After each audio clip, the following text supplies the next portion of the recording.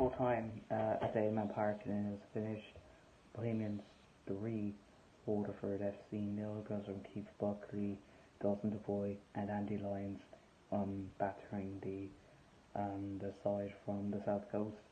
And I gotta say, if we didn't win this match, then we really should have started asking a lot of questions.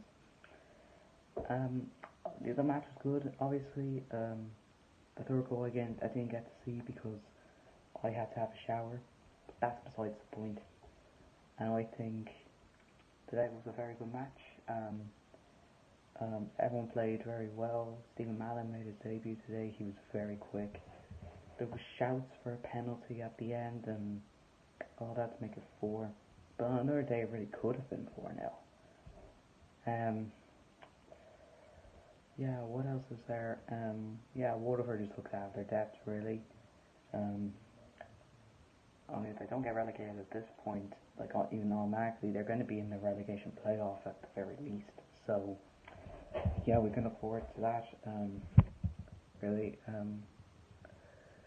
But yeah, other than that, yeah, the match was good. It was quite entertaining after the third goal, at which point people were just passing around the ball and all that stuff. So, listen, other than that, it's a great win for Bohemians. It moves us in for just 2 points at the top 4. And yeah, apart from that, I think that shall be just about it. So I will hopefully do another fan reaction in the next week, but yeah, Bows. Full time, Bows 3, Waterford 0, and yeah, terrible. There's no excuse for that this time. Can't blame anything off the field or anything like that. It's just on the players. I think terrible performance. I think there was I thought, if they kept playing the way, it's always the same thing so far this season.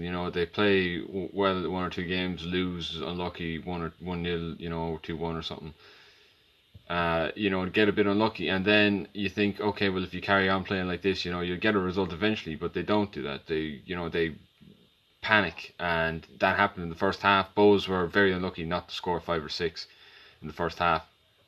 And then when the first goal went in, the heads dropped completely. Second goal was far too easy. I thought then they came out in the second half, and Bertram had obviously said something to him, because they came out and they played unbelievably well. The difference, some of the players, John Martin is not a striker. I'll say that much. Keane Kavanagh playing in his role, the difference was night and day. And Isaac Chapamba then played well until he seriously let himself and the team down by getting sent off and killed off any hope of a comeback. I think heading into the mid-season break, there has to be some serious signings made, otherwise we're going down. Like, it's not now, as far to my knowledge, Longford have drawn 0-0 with Sligo or Shamrock Rovers, so that puts us further adrift at the bottom. Yeah, I think I better start preparing for the first division, if I'm really honest. Alright everyone, Keith asked me to do the post-match reaction for the game between Rovers and Longford at the City Collins Stadium. Rovers won 1-0 on the night with a goal by Gaffney in the 95th minute. In the first half, Rovers played well. They pulled on the pressure, and I did think we might have scored in the first half, but it wasn't to be. I think the first half performance was better than the whole 90 minutes that we played against Sligo. I thought we were very lax on the ball in that game. I thought that we relied too much on certain players, and other players weren't brought into the game in Sligo, and I didn't think the performance was good enough.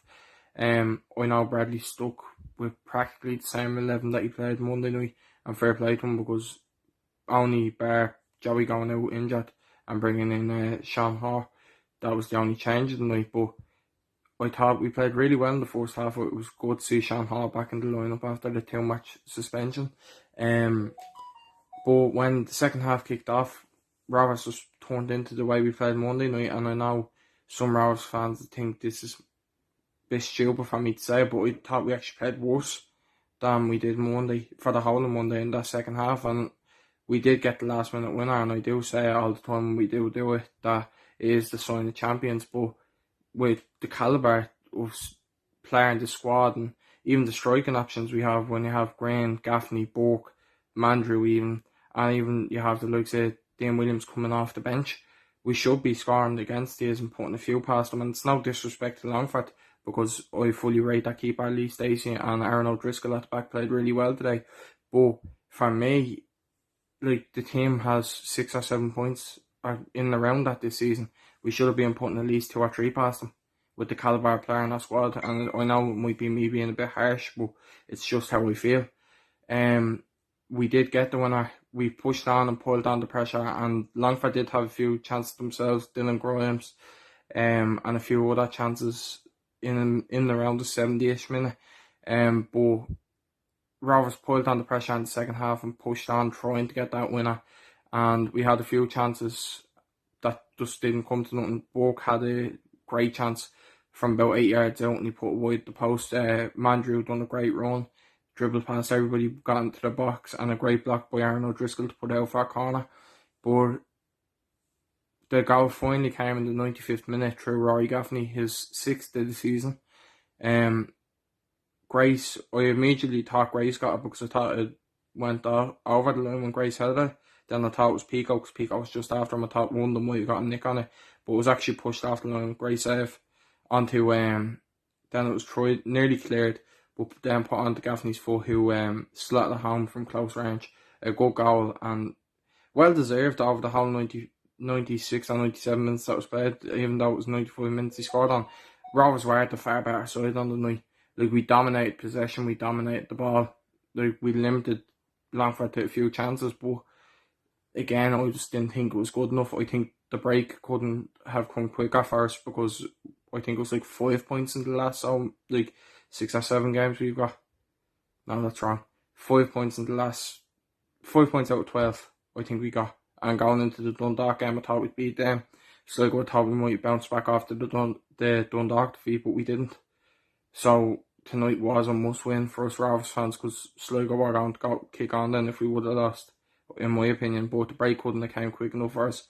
Luckily, with this break now, once the break's over, we will have a good few players back from their injuries, and that will benefit this Rovers side along with the next 3 games for Rovers. There'll be fans allowed in, over 1,000 for the first 2, and there's talks for the Dundalk game, the 2nd of July, of being over 2,000 fans back in Tallaght, so I'm happy about that.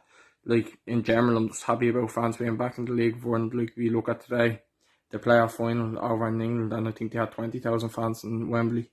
But I do think that on the night, for Sam Rovers standout performer on the night, maybe Liam Scales or Graham Burke. I thought Danny Mandrew had a good game, but if I was talking about 2 players who stood out for Rovers tonight, I'd say Liam Scales and Graham Burke played really well tonight.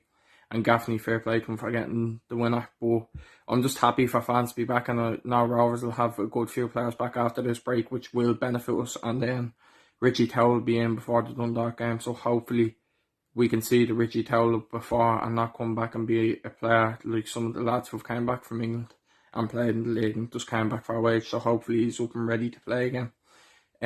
But all in all, a good result in a must-win game for Rovers.